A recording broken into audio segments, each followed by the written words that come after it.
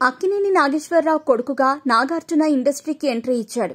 ఈయన చేసిన సినిమాలు మొదట్లో ప్రేక్షకులను పెద్దగా ఆకట్టుకోలేదు. ఇక దాంతో ఈయన హీరోగా ఎదగటం కష్టమని అందరూ అనుకున్నారు. కానీ రామ్ గోపాల్ వర్మ తెరకెక్కించిన శివ సినిమాతో ఒక్కసారిగా నాగార్జున స్టార్ హీరోగా మారిపోయారు. ఇక ఇదే రీతిలో ఎన్టీఆర్ నటవారసుడిగా ఇండస్ట్రీకి ఎంట్రీ ఇచ్చిన బాలయ్య బాబు కూడా మొదట్లో 1-2 సినిమాలతో తడబడ్డప్పటికీ ఆ తర్వాత మంచి సినిమాలను చేసి స్టార్ హీరోగా మంచి గుర్తింపును సంపాదించుకున్నాడు.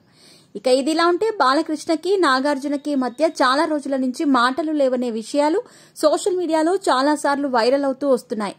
అయితే వీరిద్దరి మధ్య మాటలు లేకపోవటానికి కారణమేంటో ఎవరికీ తెలియదు. కానీ బాలయ్య మీద కోపంతోనే నాగార్జున ఒక సినిమా చేశాడంటూ ఇప్పటికీ కూడా సోషల్ మీడియాలో వార్తలు వైరల్ అవుతూ ఉంటాయి.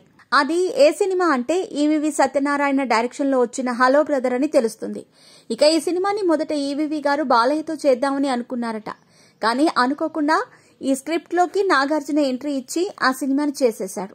ఇక దాంతో అప్పటి నుంచి నాగార్జునకి బాలయ్య బాబుకి పెద్దగా మాటలు లేవనే వార్తలైతే బయటకొచ్చాయి.